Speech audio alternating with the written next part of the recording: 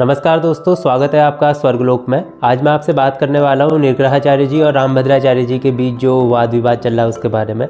Actually क्या था कि आज से 10-15 दिन पहले साहित्य आज तक, जो आज तक टीवी न्यूज़ चैनल है, उसका एक साहित्य आज तक करके एक प्रोग्राम चल रहा था। वहाँ पे रामभद्राचार्य जी गए और उन्होंने कुछ बातें बोली।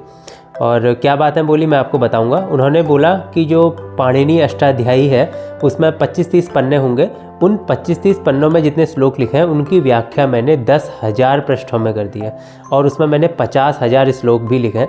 तो जब रामभद्राचार्य जी ने 50,000 श्लोक लिखने की बात कही, पाणिनि अष्टाध्यायी की इतनी लंबी व्याख्या करने की जब उन्होंने बात कही, तो वीडियो उनका बहुत ज़्यादा वायरल भी गया।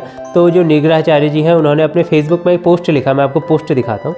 उन्होंने लिखा कि इन अकबर बीरबल के जोगरों को पूछो कि लगभग कुछ कम 4,000 सूत्र हैं पाणिनि अष्टाध्यायी में और करीब 8 चौको 32 पाद में है।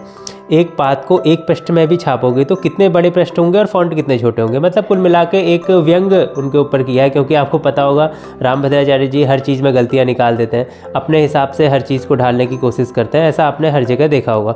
इसके अलावा उन्होंने क्या लिखा है कि उस दंभयुक्त बकवास पर ये मानो कि एक प्रकार से वेद व्यास जी से तिगुना, वाल्मीकि जी से दुगुना प्रतिभा तो इस व्यक्ति के पास है। अंधेर नगरी चौपट राजा, कितने पृष्ठ होंगे रामचंद्र दास? गुल्लू जी 25 से 30 पृष्ठ होंगे। इसके अनुसार तो इसने 10,000 पृष्ठों में 50,000 श्लोक लिख दिए होंगे, लेकिन पूरी अष्टाध्यायी तो अधिकतम 30 पृष्ठों में पूर्ण हो गई है।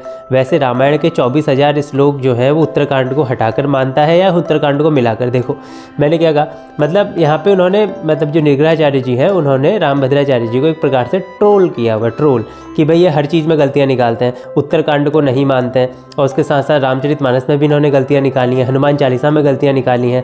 जो भी चीज़ इन्हें मिलती है उसको अपने हिसाब से ढाल लेते हैं। तो इस तरीके से उन्होंने, निर्ग्रहाचार्य जी ने रामभद्राचार्य जी को एक प्रकार से ट्रोल किया हुआ है यहाँ पे।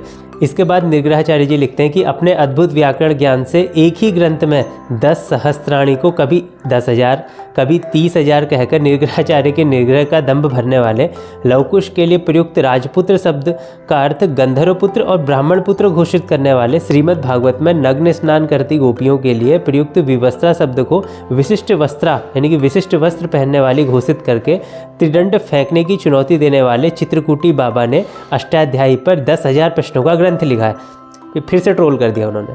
उसके बाद यहाँ पे लिखा है, बहुत अच्छी बात है, कागज़ कंपनी का धंधा चलना चाहिए, और परंतु अपनी कृति की तुलना श्लोक संख्या के आधार पर श्रीमद् भागवत और वाल्मीकि रामायण से करने वाला अंततः पुनः मूर्ख ही सिद्ध हुआ है। स्वयं ब्रह्मा जी और बृहस्पति जी भी ऐसा दुस्साहस नहीं कर सकते जैसा इन्होंने किया है रामभद्राचार्य जी ने।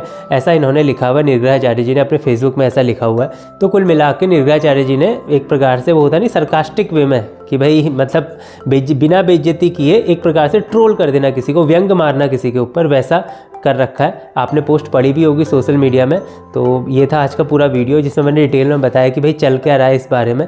इसके अलावा और भी बहुत सारी चीज़ें चल रही हैं, तो धीरे धीरे डिस्कस करते हैं। इसी चैनल के साथ जुड़े रहिए आप लोग। चलिए मिलते हैं किसी अगली वीडियो में।